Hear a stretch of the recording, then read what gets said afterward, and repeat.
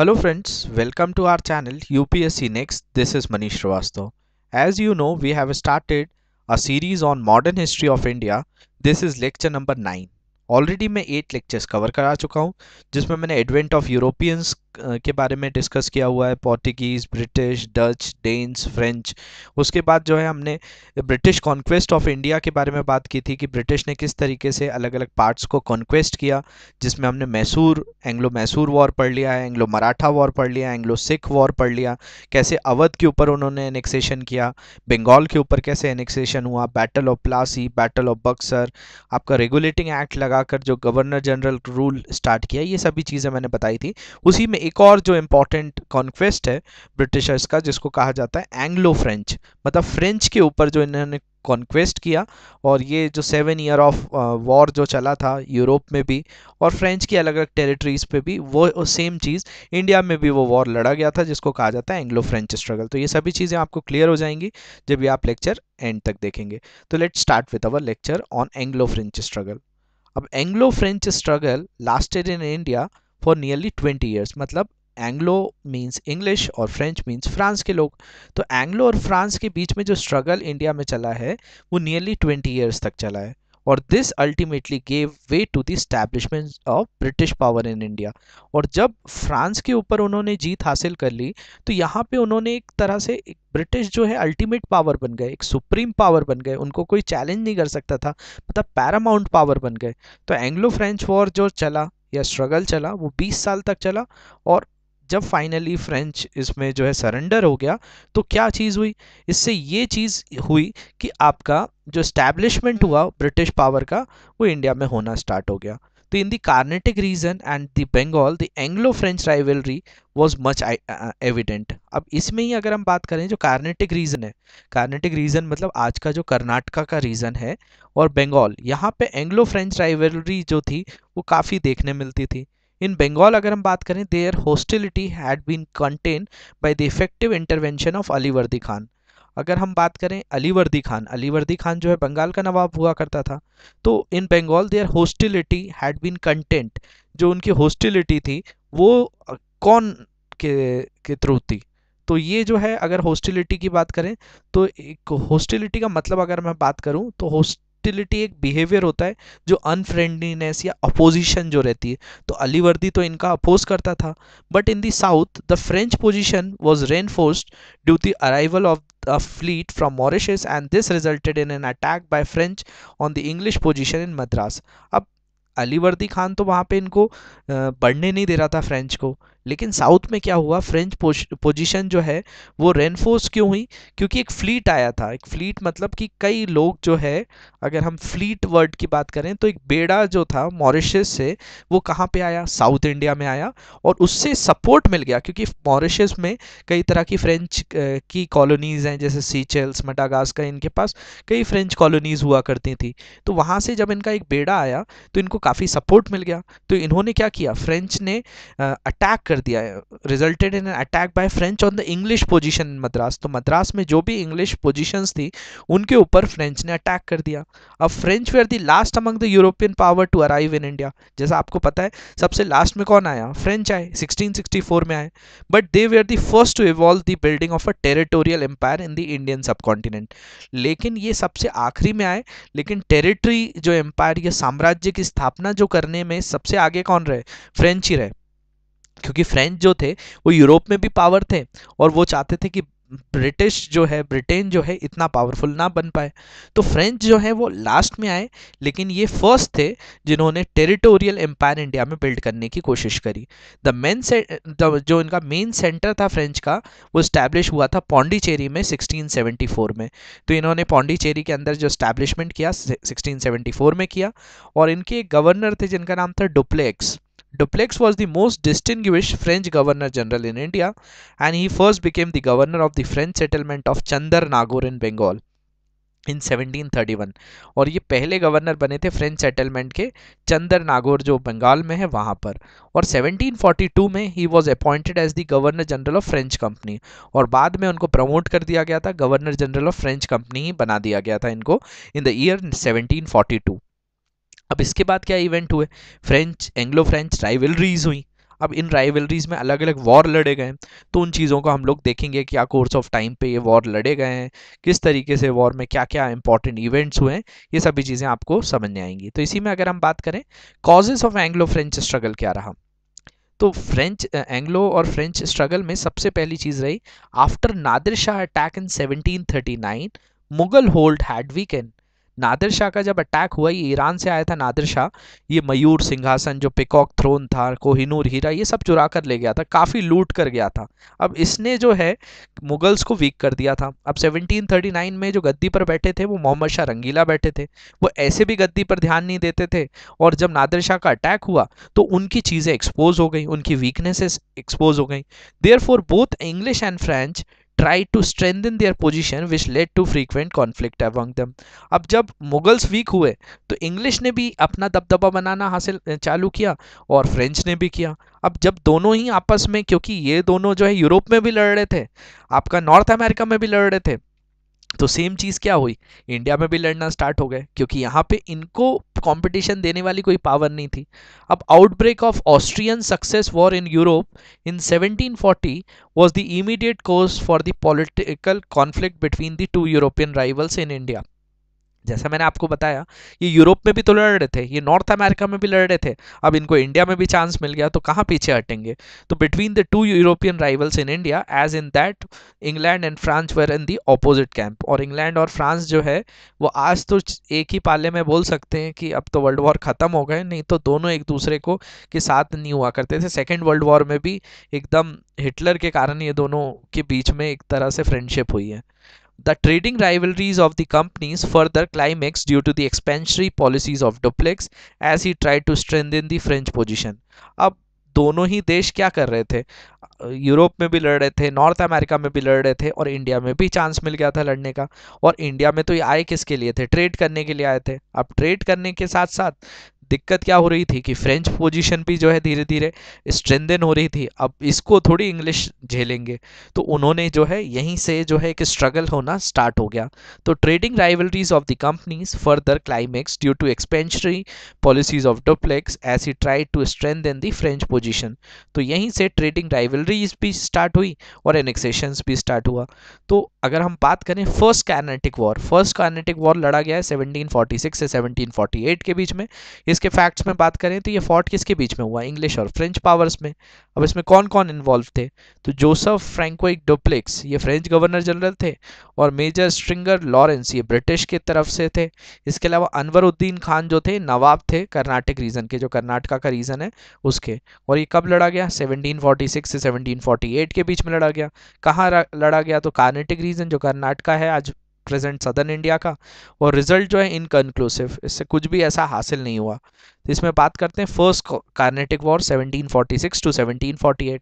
तो English navy under Barnett captured some French ship. जो English की नेवी थी उन्होंने, बार्नेट कैप्टन थे उनके, उनकी लीडरशिप में कई फ्रेंच शिप को कैप्चर कर लिया था। अब जो फ्रेंच गवर्नर थे पौंडीचेरी में Dupleix attack to the English in retaliation in 1746। अब बदला लेने के लिए ये तो करते ही अटैक, तो इन्होंने भी अटैक कर दिया 1746 में, और इसी से फर्स्ट कार्नेटिक वॉर शुरू हो गया। अब English appeal to the Nawab of Carnatic for protection. अब जो अनवर उद्दीन खान थे उसकी तरफ इंग्लिश गए कि हमें बचाओ, कि हमारा आप साथ दो इस कार्नेटिक वॉर में। अब इसमें हुआ battle of Saint Thomas was fought between the French and Mahfuz Khan, जो कि कमांडर थे अनवरुद्दीन। अब ये जो नवाब थे कर्नाटक के, इन्होंने अपने जो है कमांडर को भेजा था महफूज खान को।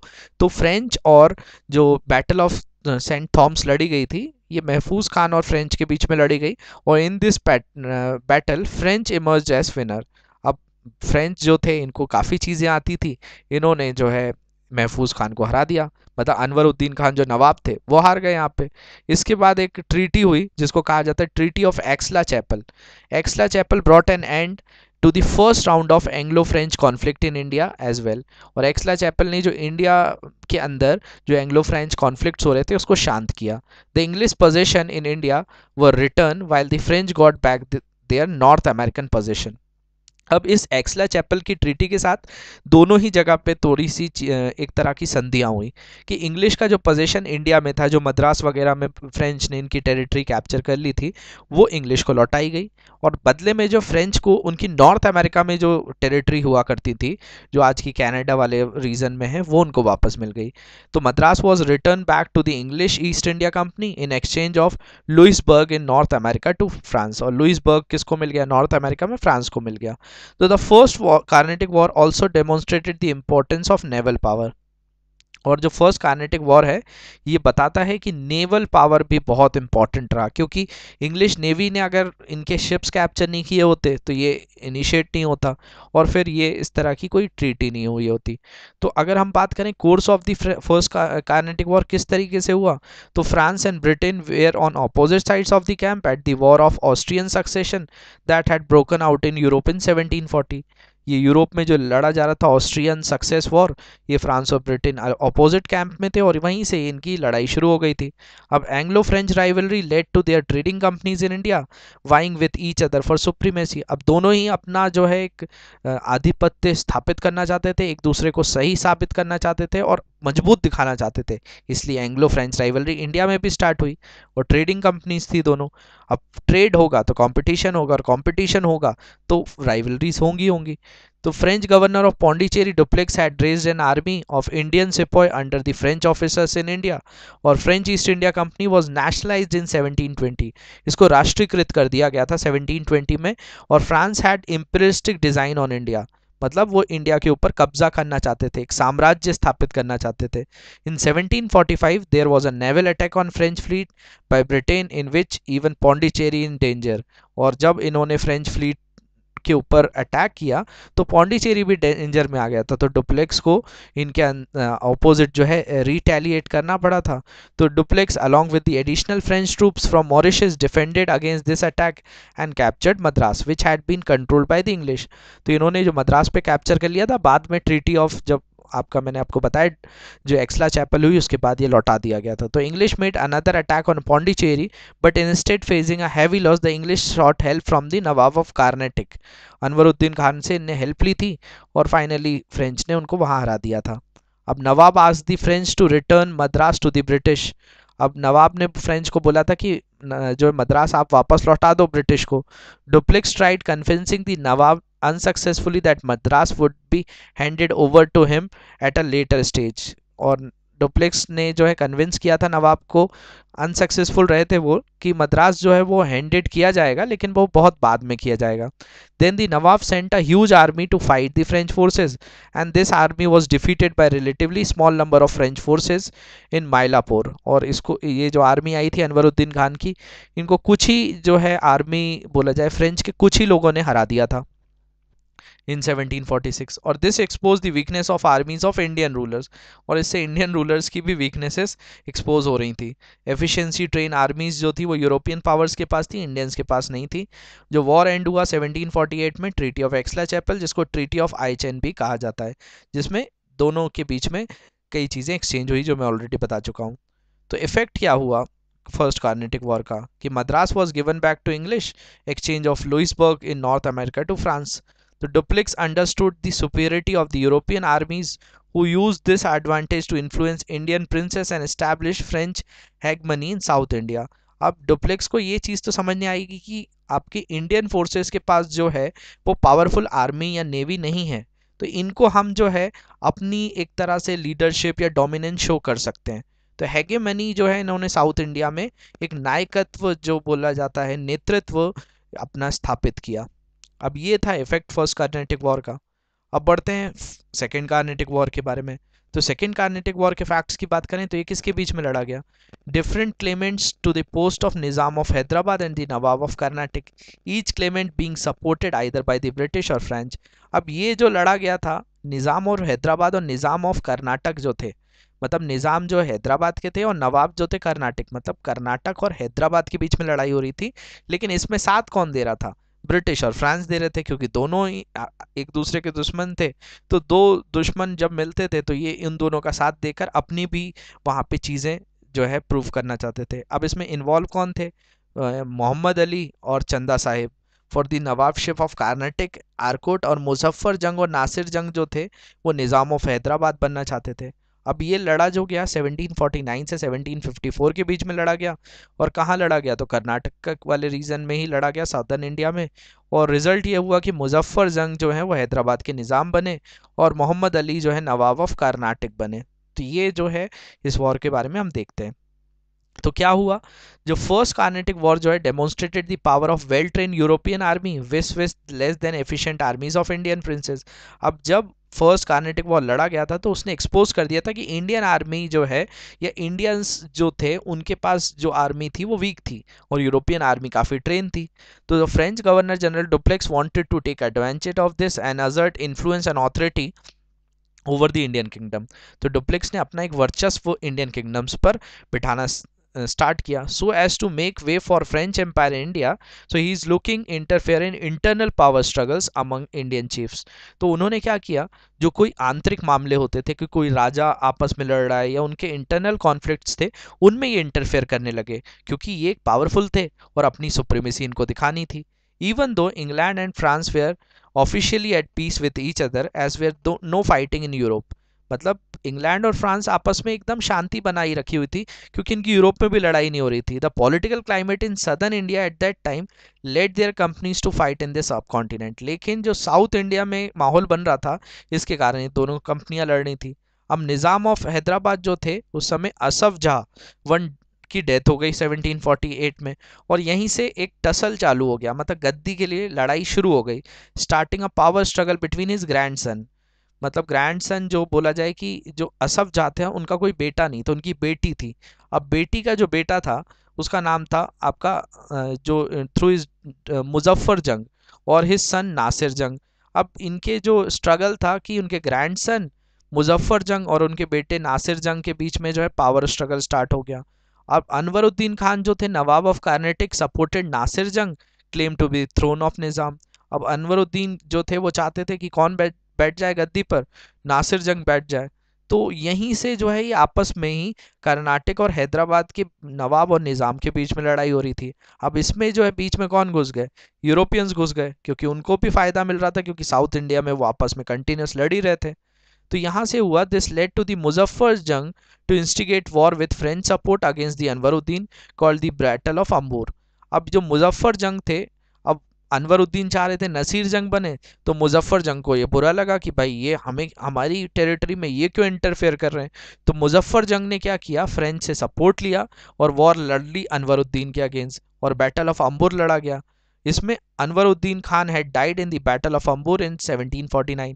अब अंबर जो बैटल ऑफ अंबर था उसमें अनवरुद्दीन खान को मार दिया गया। अब now there was a tussle of the nawabship of Karnataka between Mohammed Ali.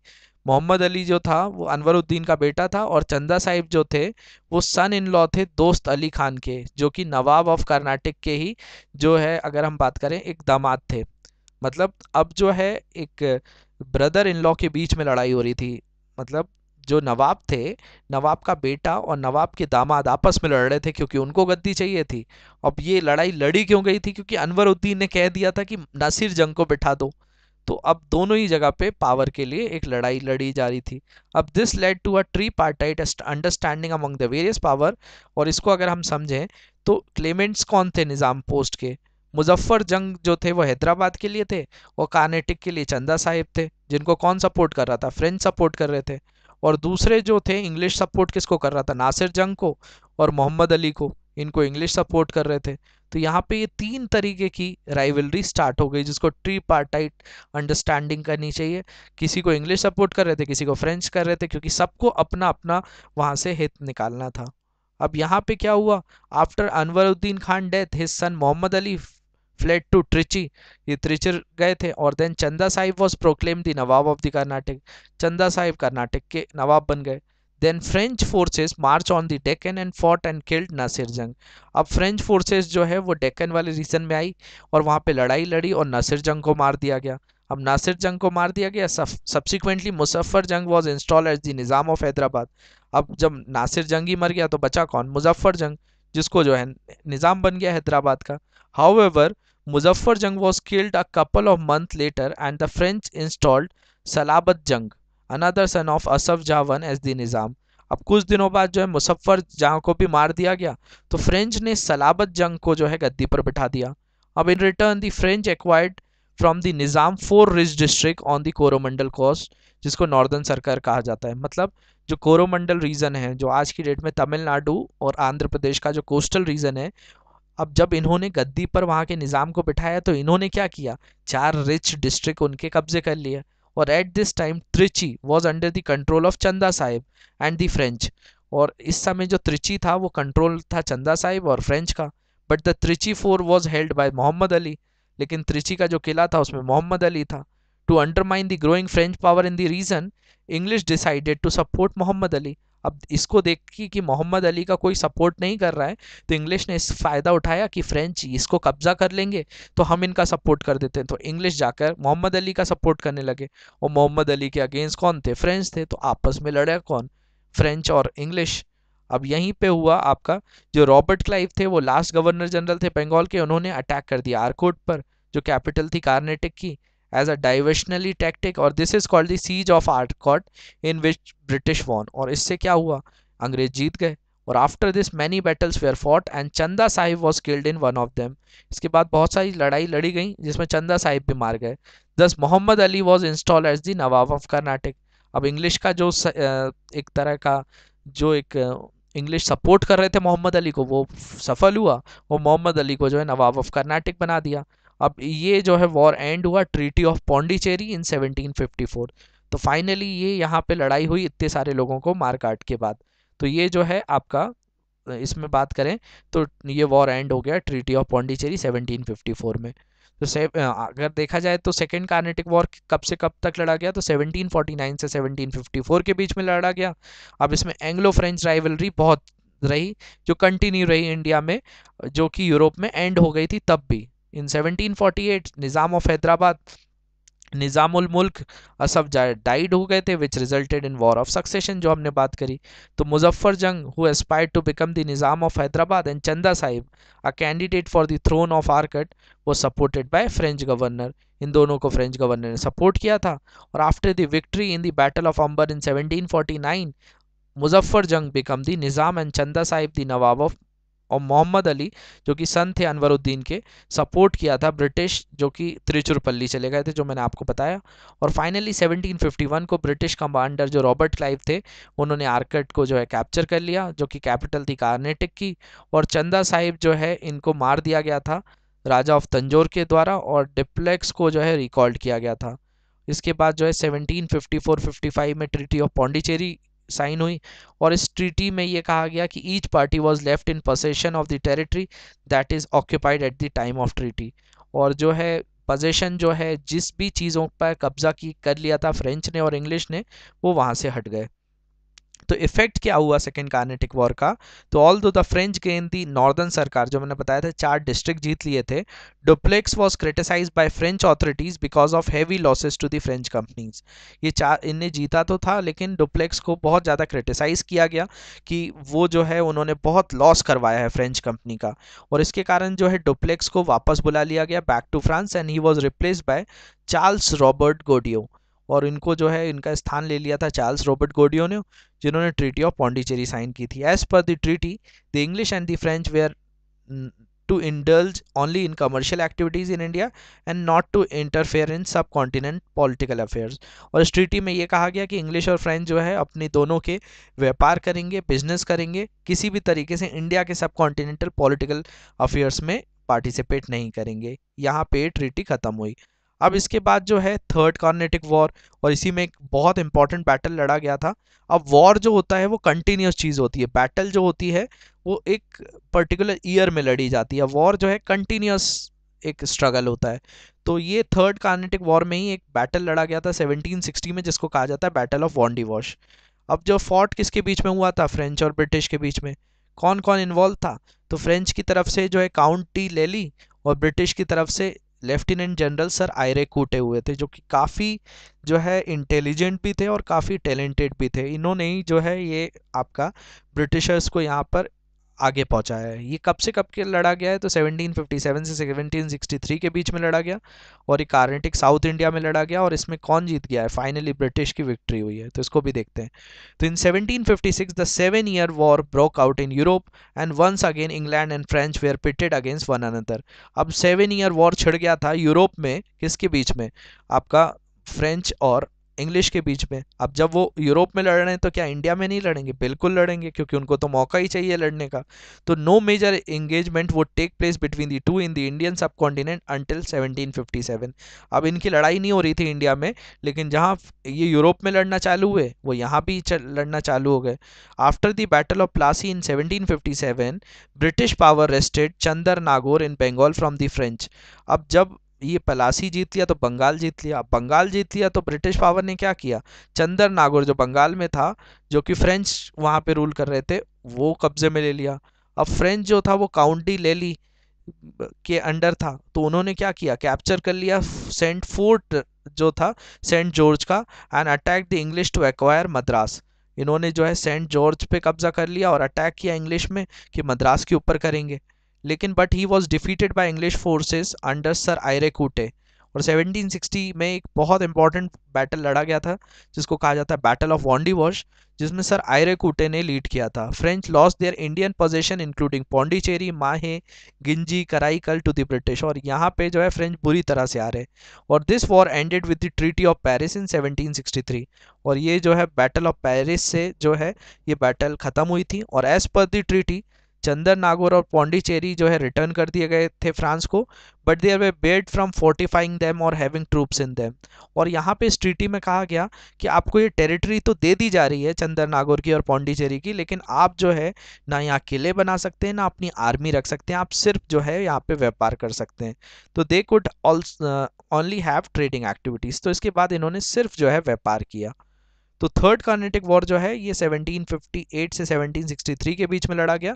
जो आउटब्रेक था 7 ईयर वॉर्स जो यूरोप में लड़ा गया था उसी के कारण ये स्टार्ट हुआ था, और was the cause of third Carnatic war जो 1758 से 1763 के बीच में लड़ा गया। British general sir Eyre Coote defeated count de Lally जो कि फ्रेंच ट्रूप्स थे वॉन्डी वॉश में 1760 में। और battle of Wandiwash ended almost a century of conflict of supremacy in India. मतलब ये 100 साल की जो लड़ाई हो रही थी कि इंडिया में अपना वर्चस्व स्थापित करेंगे फ्रेंच या इंग्लिश, तो फाइनली इंग्लिश ने अपना वर्चस्व स्थापित कर दिया and avail the British East India Company a far superior position in India compare to other European traders. और इस बैटल के साथ ही जो आपका ईस्ट इंडिया कंपनी थी, ब्रिटिश ईस्ट इंडिया कंपनी, वो एक बहुत एक सेफ पोजीशन में पहुंच गई, क्योंकि उसको कोई कंपटीशन देने वाला ही नहीं बचा।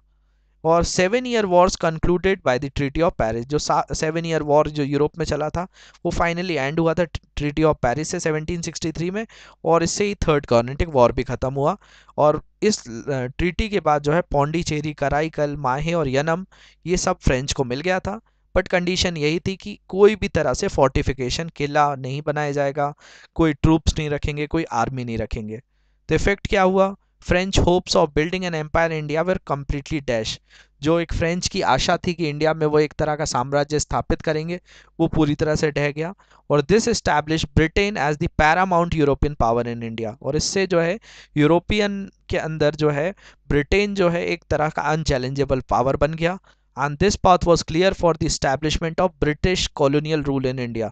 और ब्रिटिश कॉलोनियल रूल जो है इंडिया में यहीं से स्टार्ट हो गया, क्योंकि उनको कोई कंपटीशन देने वाला नहीं था, न इंडिया में कोई स्ट्रांग रूलर था, ना यूरोपियंस थे।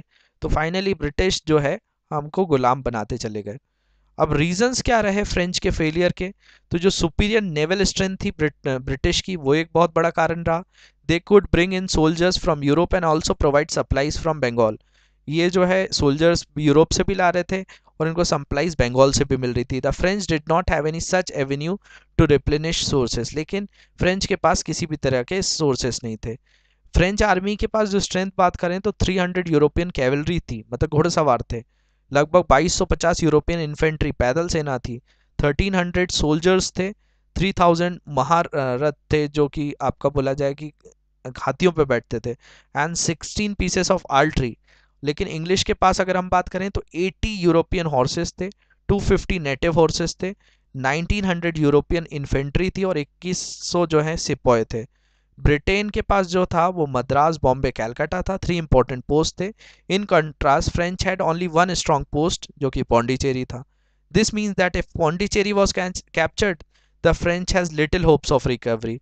मतलब अगर फ्रेंच का अगर पौंडीचेरी कब्जे में कर दिया जाए तो उनके पास कोई भी तरीके से रेटेलिएट करने की जगह नहीं है। लेकिन ब्रिटेन के पास अलग अलग टेरिटरी थी, but Britain could rely on any of the other two bases if one was captured। और जो बैटल ऑफ प्लासी हुआ, इसने ब्रिटिश को जो है और रिच एरिया जो बंगाल दे दिया। उसके कारण इनके पास पैसे भी आ गए, इनके पास स्ट्रेंथ भी आ गई। और British has many capable and able soldiers, जैसे रॉबर्ट क्लाइव, लॉरेंस और सर आयरे कुटे, काफ़ी केपेबल और टैलेंटेड जो है सोल्जर्स थे, जिन्होंने बहुत बड़ा रोल प्ले किया एंग्लो कार्नेटिक वॉर में। अब इसी में अगर हम रीजंस की बात करें और भी ईस्ट इंडिया कंपनी के एंग्लो फ्रेंच स्ट्रगल में, तो ईस्ट इंडिया कंपनी जो थी वो वेल्दियर थी, ज़्यादा अमीर थी दोनों में, सुपीरियरिटी और ट्रेड में, तो ये भी फ़ायदा हुआ। तो it also possess naval superiority, इनकी नेवी भी स्ट्रांग थी। Its position in India had been held longer and were being fortified and more prosperous. ये इंडिया में काफ़ी दिनों से थे और इन्होंने फोर्टिफाई भी अच्छे से कर लिया था। और French company was heavily dependent on French government. और जो फ्रेंच कंपनी जो थी, कोई भी डिसीजन जो लेती थी वो पूरी की पूरी तरह से फ्रेंच गवर्नमेंट पे डिपेंड थी। लेकिन इंग्लिश जो थी वो डायरेक्टली कोई भी आपका ब्रिटेन गवर्नमेंट डिपेंडेंट नहीं थी, उनके डिसीजंस खुद के होते थे। English had 3 important ports, Calcutta, Bombay and Madras, which provided them superiority in almost every angle, trade, naval power. लेकिन फ्रेंच के पास सिर्फ पौंडीचेरी था, ये एक बहुत बड़ा ड्रॉबैक रहा। तो ये जो है इन सब चीज़ों के कारण फ्रांस जो है फाइनली डिफीट हुआ एंग्लो फ्रेंच वॉर में। और 1763 के बाद जो है वो भी किसी भी तरीके से कोई ब्रिटिश को इन्होंने चैलेंज नहीं किया। ये वैसे तो 1954 तक इंडिया में रहे, इंडिपेंडेंस के बाद तक रहे, लेकिन वो ओनली एक कॉलोनी हुआ करती थी, वो ना कोई तरीके से वॉर लड़ सकते थे ना आर्मी रख सकते थे। तो होप ये सभी चीज़ें आपको क्लियर हुई होंगी। अगर आपको ये लेक्चर अच्छा लगा है तो कमेंट सेक्शन में हमको ज़रूर बताइए। इस लेक्चर की पीडीएफ के लिए आप यूपीएससी नेक्स्ट का इंस्टाग्राम पेज भी फॉलो कर सकते हैं, वहाँ पे भी आपको पीडीएफ मिल जाएगी। या फिर आप इस व्हाट्सएप नंबर पे जाकर भी पीडीएफ ले सकते हैं। 9752557127 ये हमारा व्हाट्सएप नंबर है। किसी भी तरह का कोई डाउट है आप इस पर पूछ सकते हैं। Thank you very much for watching this lecture. Have a great day. इस लेक्चर को ज़्यादा से ज़्यादा लोगों के बारे में बताइए। और अगर आपने चैनल सब्सक्राइब नहीं किया तो चैनल ज़रूर सब्सक्राइब करिए। Thank you very much.